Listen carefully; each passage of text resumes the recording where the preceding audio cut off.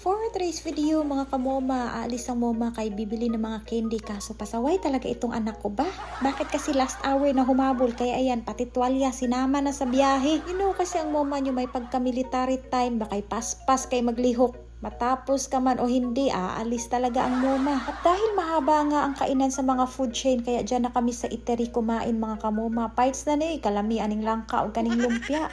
Kung napansin nyo, hindi ko nakasama yung dalawang anak ko dito na i-drop na namin sa SM mga kamoma kasi nga meron na silang sariling mundo. Hindi na nga sila humingi sa akin ng pera dahil nga meron na daw silang pera mga kamoma, nag-ipon sila o diba? Kaya dito na kami sa Eatery na padpad at eto na nga yung binili ko mga kamoma, yung mga nalikom ko sa ating fund, ayan na. Pero tungod sa tibok adlaw na kong paglibot sa city mga kamoma, sakit na gid kay ang akong bagtak.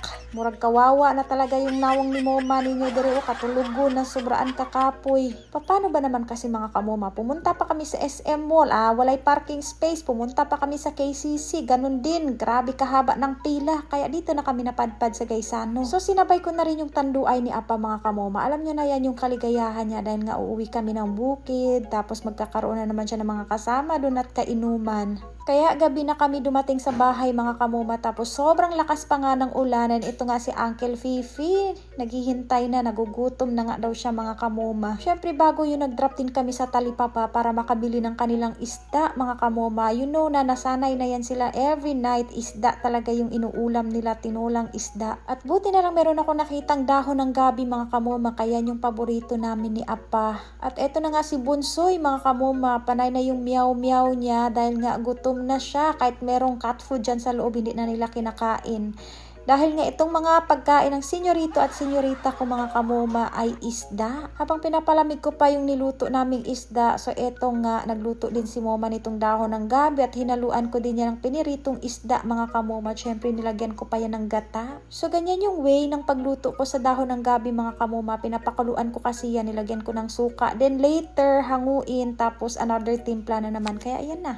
Syempre, bago ako kumain, inuuna ko muna sila. Then, naglagay na rin ako ng cat food dyan sa gitna para na sila dessert kung pigsay ganahan. Oy. Tapos, meron na namang maarte mga kamoma. Si Kuya Yowo na naman ang tinopak ngayong gabi. Kaya tingnan nyo, buti pa to si Mochi at saka si Uncle Fifi. Very good na talaga sila pag oras ng kainan. Wala na ko'y problema.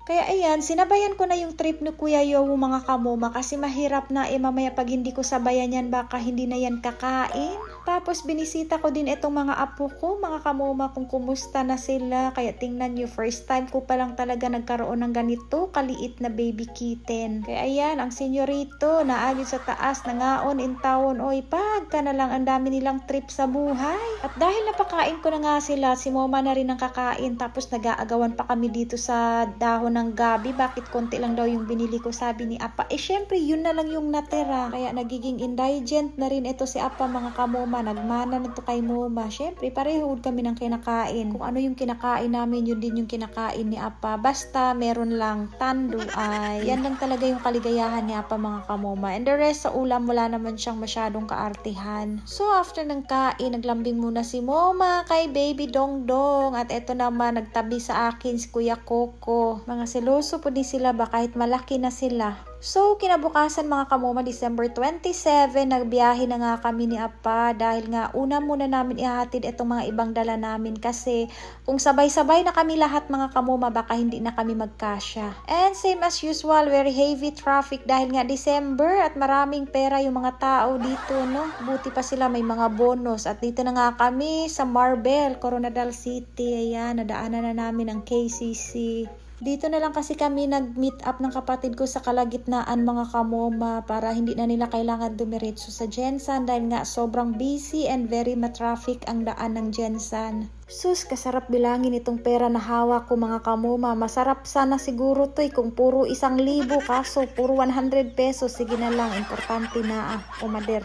Pambili mo yan ng ulam natin kinabukasan dahil nga uuwi kami, reunion namin. Tapos pinalunch ko na yung mga sakop ko. Then ang ending mga kamoma, nakalimutan ko yung sarili ko. Pagka na lang, hindi na talaga ako marunong magbilang. Pero pagdating sa pera, paspas kahit ko magbilang o kwarta. Uy, kaya ayan, inilipat ko na nga yung mga dala namin mga kamoma. Kaya maraming salamat talaga sa mga nag-fan kay moma nyo. Kaya yung mga bata makakatikim na sila ng juice mga kamoma. So masarap talaga sa pakiramdam. Thank you jud kay isa kong mga donor. Oy, ang Ginoo na lang jud bahala mo balik ani sa inyo ha mga kamoma. Ang dami yung napasayang bata ngayong December mga kamoma. Salamat jud kay sa inyong suporta. Kaya from January mag-start na po tag-ipon-ipon kay para na po ta mahatag sa mga bata sa December mga kamoma. And hoping maraming bata pa ang makakatikim. Hinduta sa kalo ni Mader. Oy, mura magkabayo na bagong gipanganak.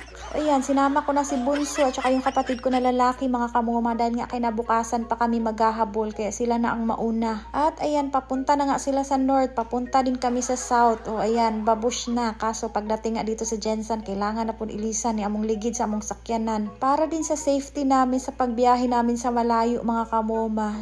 Kailangan din ingatan, pati rin itong sasakyan namin kay Dri, baya mi nagasakay. Shout out sa mga customer na nag-inquire. Hindi po ako ang may-ari ng shop na ito. Customer lang din po ako. Nakiupo nga lang ako dito kasi masakit ang paa ko. Pinagkamalan nyo pa ako may-ari ng shop.